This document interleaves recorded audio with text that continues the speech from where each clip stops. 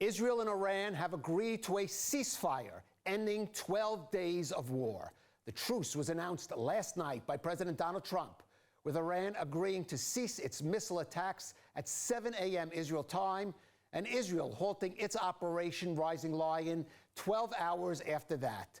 Just before the first phase of the ceasefire went into effect, Iran launched a final barrage of missiles, with one striking a Beersheba apartment building and killing 5 people. A tragic scene in Israel as first responders removed 4 bodies from a building in Beersheba that suffered a direct hit from an Iranian ballistic missile. The devastation was enormous. ILTV's Shosh Bedrosian is on the scene, even watching his crews search for a body. So a ceasefire was supposed to be in effect, but just a little while ago, we just got notification that there was an Iranian ballistic missile launch once again this morning, as these crews here in Beersheba are still working to locate people inside. As you can see, there are people actually pulling out some of the rock that's probably blocking some type of entranceway. It's a whole crew of an assembly line. We have people all the way up on the roof still searching, where you can see this direct Iranian ballistic missile made the direct hit right on top. And we know that 4 people were killed here. Everyone here was pretty much in their shelters at the time, doing everything that they were supposed to do in order to survive this.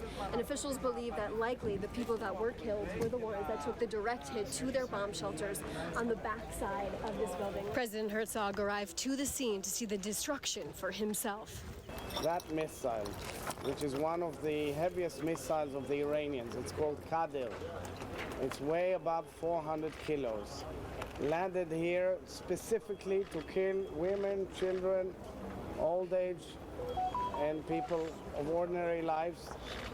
Demolished kindergarten and school, demolished apartments, and unfortunately had a heavy toll of 4 innocent civilians. I want to express my heartfelt condolences to the families. Now, we know that 6 waves of Iranian ballistic missiles came through early this morning, and the one that impacted this one was the second wave around 5 a.m. Here's what first responders also had to say when they first arrived to the scene. First responders, the Israel police, got here at the very second that they got the dispatch call. They were the first to arrive here. Our bomb squads cleared the area of secondary explosives and the missile fragments so that the search and rescue teams can start their efforts to find civilians who are trapped underneath rubble. It's not even a matter of opinion. It's a matter of fact. You've been arriving to the scene just like me to find that we're in the hearts of residential communities that have been targeted. Behind us is a residential building that took a hit, but just a few feet away from me, a few meters, is a school. And behind us this way is another residential building with its windows blown out. It's absolutely devastated here. Yet another day of Israelis displaced, another day of Israeli heartbreak, and so many people now having to figure out what to do next in a situation like this. Now, today's ceasefire agreement came about through the efforts of U.S. President Donald Trump, who this afternoon warned Israel not to continue its airstrikes on Iran, tweeting, quote, "Israel, do not drop those bombs. If you do, it is a major violation. Bring your pilots home." And Trump had this to say to reporters. I'm not happy that Israel's going out now. There was one rocket that I guess was fired overboard. It was after the time limit, and it missed its target. And now Israel's going out. These guys got to calm down. It's ridiculous. ILTV's Devo Klein has more details on the deal and the reactions to it.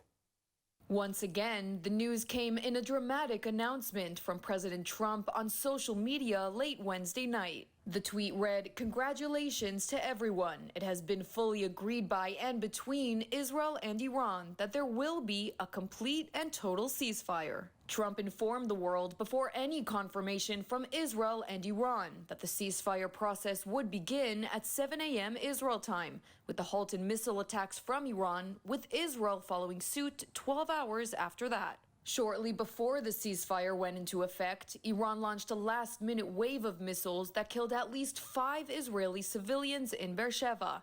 Only then confirmed it had accepted Trump's truce offer. And just an hour after that, Iran broke the truce by firing ballistic missiles at Israel's north. This after Prime Minister Netanyahu's office released its own message saying that Israel had achieved all of the goals it had set for Operation Rising Lion, and that in full coordination with President Trump, Israel has agreed to the president's proposal for a bilateral ceasefire, but adding that Israel will respond forcefully to any violation of the ceasefire. Trump's call for a ceasefire came soon after limited missile attacks by Iran on U.S. bases in Qatar and Iraq, in retaliation for the American airstrikes on its nuclear facilities. The Iranian attacks caused no damage or injuries to U.S. forces, appearing to be a face-saving gesture for the Tehran regime in order to pave the way for today's ceasefire. However, not everyone in Israel welcomed news of a truce.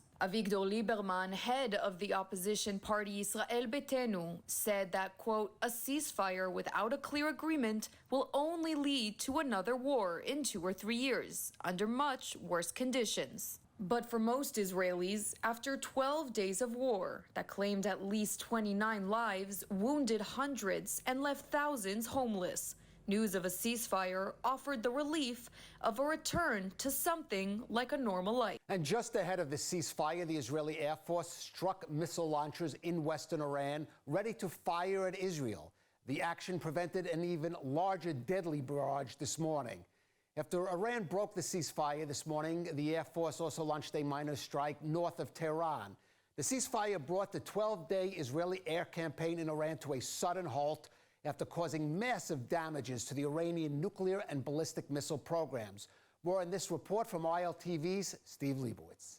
If the ceasefire holds and the war with Iran comes to an end, it will be largely a story of the massive damages of the campaign caused by the Israeli Air Force to Iranian military leadership, nuclear facilities, and strategic military assets of the Ayatollah's regime. After effectively taking out air defenses, the Air Force roamed freely with dozens of fighters taking part in waves of attacks on nuclear facilities, missiles, and launch sites, and even some key symbols of the Iranian regime.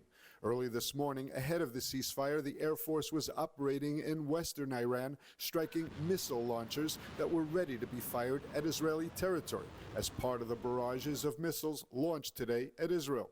Officials say that the airstrikes prevented an even larger missile attack on Israel.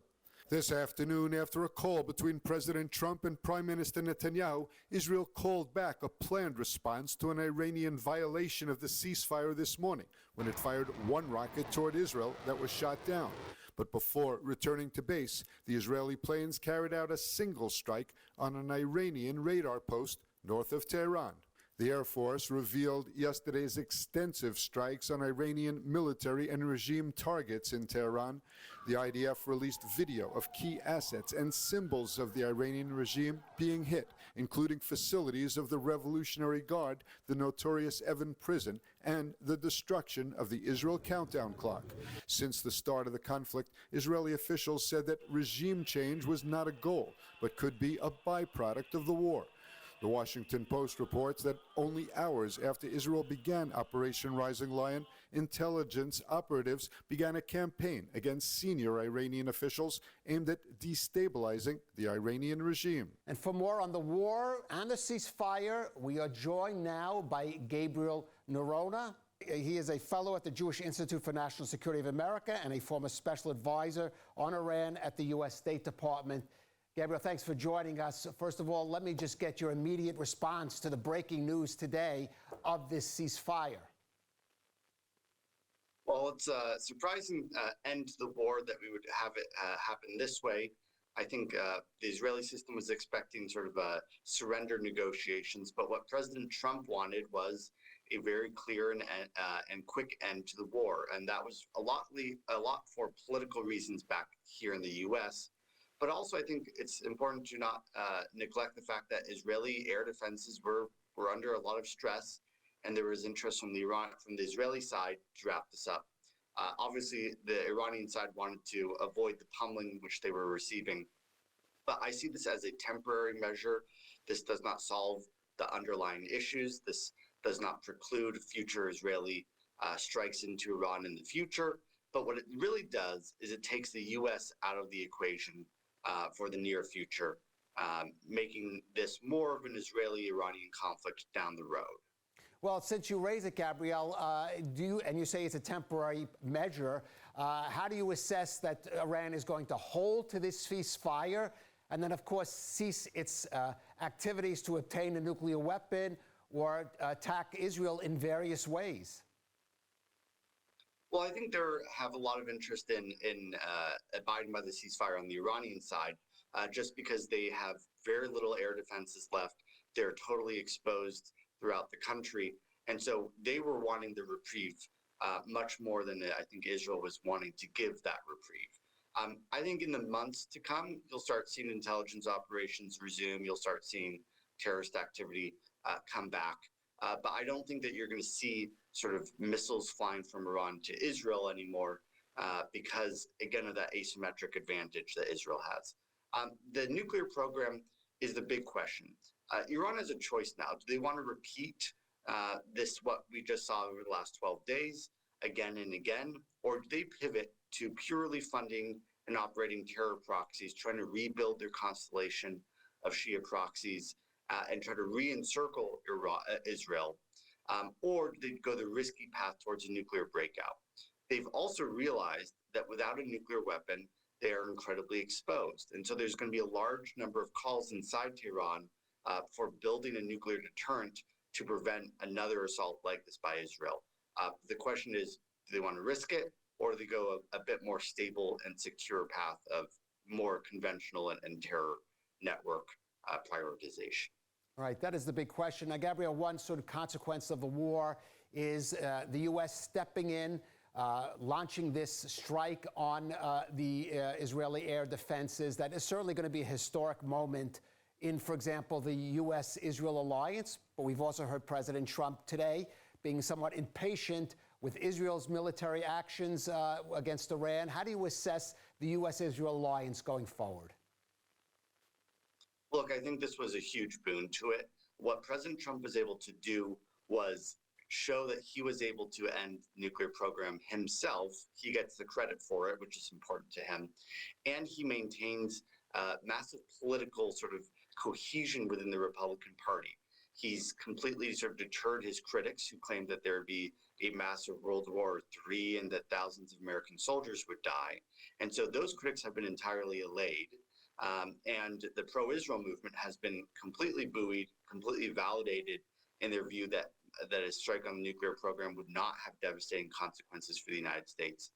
And so this is going to give that side a lot more political leeway to convince Trump in the future that supporting Israel is both the right moral and political choice, but it's also the right strategic choice and will not have negative repercussions for the United States. So I think you're going to see major support for Israel continue in the years to come. However, at the same time, Trump can now sort of say, I've done my part. I've helped Israel in their major quest. Now it's up to them. So I think you're going to see those two competing interests in President Trump's mind. Right, and as you said, there was no regime change, but Iran certainly was weakened. How do you see the impact on the region beyond Israel, on the Middle East? You know, if I'm any of the Gulf countries, I'll see two things. One, I'll see Israel's massive and decisive victory over Iran as an impetus to ally with Israel to try to get more of their military cooperation to ensure that I'm never the target of an Israeli operation. And two, I'm going to see that Iran's threats are really quite weak, that even their one strike on an Arab country only landed one missile in an non-residential area, and that there's not that much to fear from Iran, especially now that they're down and out. All of that, I think, will give a lot of strength to the idea of Arab-Israeli normalization down the road. The Gaza issue has now sort of faded in the public mind as the Iran issue has replaced it. And ultimately, we could see a repeat of what we had in 2020, where Ayatollah Khamenei is the best supporting actor for the Abraham Accords and is actually the impetus for stronger Israeli-Arab ties. All right, Gabriel Nerona of Jinsa, thank you for joining us on ILTV. Now, this is a moment to stand strong with Israel. In times of great challenge, true support is measured by action. You can go to israelbonds.com now to invest in Israel bonds. Your investment is more than financial. It's a declaration of support as Israel defends freedom, life, and the values we all hold dear. Investing in Israel bonds is a decisive way to stand with Israel, not just in word, but in commitment.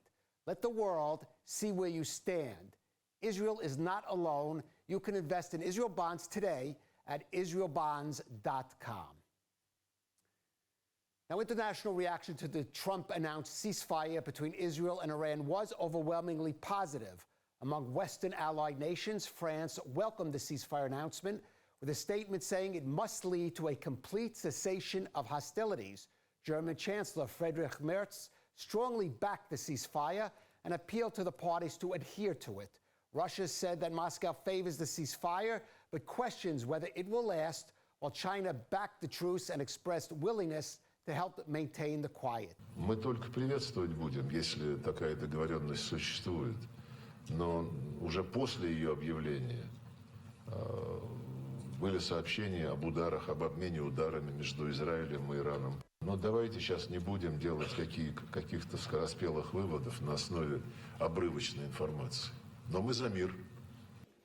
对话谈判才是解决问题的正道。中方呼吁有关当事方早日重返政治解决的正确轨道。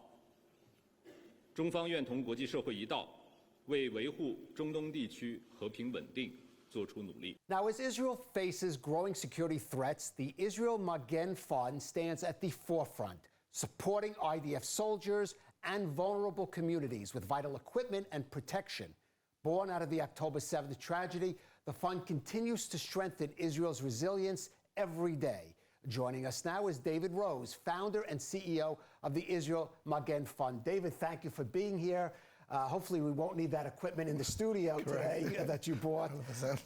But talk to us about how the Israel Magen Fund is adapting its efforts on the ground now in the wake, for example, of this Iran war. Okay, so when the attack started on Thursday night, so thousands of soldiers were called up to, to the borders of Jordan, Syria, Lebanon, make sure that, God forbid, someone to infiltrate. And when it comes in, when all these soldiers go in one time, there's a big gap in the equipment that they have to take in, right? And we saw that in October 7th, less now today, but still this equipment that I'm brought over here to the studio is needed. Yeah. It's equipment that soldiers are missing. Not saying they don't get it. This is better equipment, newer equipment, efficient equipment. If it's a helmet that can protect the soldier's life. If it's a ceramic, this thing over here. Right, we should explain that is actually sort of a bulletproof vest, a part of a bulletproof vest. That goes into this vest over here. Right. Fits into this, and that protects the soldier. And this is basic equipment that Israel Magen Fund has been giving out already, thousands of this equipment, right? And it goes on, the requests, we're talking about on a daily basis. Right. Since October 7th, we gave out thousands of these equipment, and there's more need for this. So what kind of impact is that having now, and how can people who are watching this on ILTV support your work? Right, so first of all, you can go to israelmagenfund.org and look at our website, look at the programs. These are programs that are going on now. I'll just share with you a couple, like 2 stories, right? Quickly. I get a phone call from a soldier. I'm going back into reserves. Can you give me one of these vests? Okay, sure. Go pick up in the store. I'll pick up the bill, right? 2 days later, another soldier calls up in the same unit. Says, and he tells me, by the way, we're 20. Says, okay, 20. I came and bought 20 of these things, 20 of this. When I came there, one of the commanders goes, by the way, it's only 1 unit by us in the Pluga. We're missing. I said, okay, do my count. We came up to 50. Starts off from 1, ends up with 50. Another soldier comes off from a different unit, is also missing. That's one story. Another story of a guy from Givati, standing in his store, American Eagle on Friday, talking to his girlfriend. I wish I had a pair of protective glasses. Now, my kids always make fun of me. It's like, Dad, just mind your own business. Other people's conversations. I said to me, you need Rudy? Okay, I'll help you. You're a soldier? Yeah, sure. He says, okay, how many? You need 1? Yes. I said, by the way, since we need 20. Who are you? He says, we're a Givati unit that 2 weeks ago, we lost 3 of our friends in an explosion in the house. Now, for me, that means we can do everything we need to do for them. I drop everything, okay, what do you need? He gave me one, doesn't need the glasses. Yesterday, I met him, a hug, a kiss, whatever. That's what Israel Magen Fund is about, is caring. Right. And if it's your own kid, anyone's child, and I look at everyone's children, all us, going into the field, don't have this equipment, we need to support it to them. We need to make sure that they are safe, they're alive, and come back to the parents. I have a kid now right now in Gaza fighting. I want to make sure that all the kids have this kind of stuff. Thank you. David, those of us with family members now serving the IDF know how important this work is from the Israel Magen Fund is. So please give your support. David Rose, thank you. Thank you very much. Appreciate it. Now, with the ceasefire between Israel and Iran announced on Trump's Truth Social account and the American strikes on Iran early this week, Israeli citizens and officials are thanking President Trump and the American army for the contribution and cooperation with its longtime ally. ILTV's Devil Klein has more. The Knesset, Israel's parliament, lit up red, white, and blue in a show of gratitude to the Star-Spangled Banner. Knesset Speaker Amir Ohana did not spare praise for Trump, calling him, quote, the greatest president in modern history. And in another gesture of gratitude, the old city Jerusalem walls lit up with American and Israeli flags. The Tel Aviv municipality building also joined, lighting up its walls with the colors of the American flag. And on the Ayalon highway in Tel Aviv, you can't miss this massive banner reading, "Thank you, Mr. President." Israeli citizens are also posting gratitude toward Trump on social media. This IDF soldier fighting in Rafah posted this picture with his MAGA hat and proud American flag. And on the Lebanese border, the American flag is seen waving high and proud together with the Israeli flag. The United States military operation in Fordo will mark yet another milestone in the iconic and historic bond between Israel and the United States. Unbroken and undeterred. American values will always align with Israel, making this bond more than a diplomatic alliance. It's a stance for freedom, for democracy, for peace, and for truth. As President Trump said, God bless the Middle East, God bless Israel, and God bless America. Thank you very much.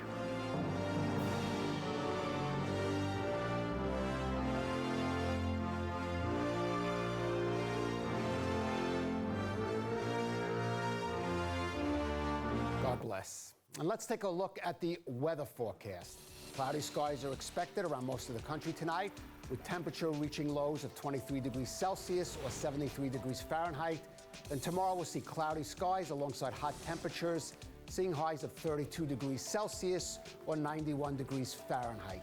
Hopefully the skies, though, will be